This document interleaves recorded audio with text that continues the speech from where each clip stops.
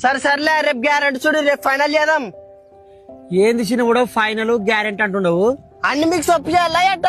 అట్ట కాదురా చిన్న కూడా, నాకు చెప్పకుంటే ఇంట్లో పెద్ద ఓడు ఉన్నాడు కదా, ఏదన్నా మాట ఇచ్చినప్పుడు వానికి ఒక మాట చెప్పు. వాడి ఇంటికి పెద్ద ఉండొచ్చు, సంపాదించేది రాను, వాడిని ఇంటికి అడగలను.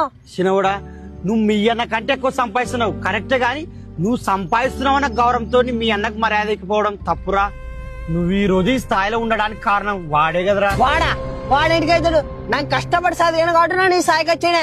ఆ చదవడానికి కారణం కూడా వాడేలే.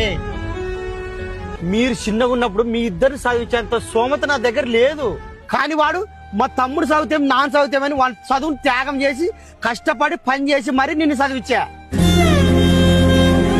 కానీ ఒక్కటి మాత్రం గుర్తు పెట్టుకోరా, నువ్వు ఎంత ఎదిగినా ఎంత సంపాదించినా నీ వెనక ఉండి నడిపించినోడు మాత్రం మర్చిపోద్దురా.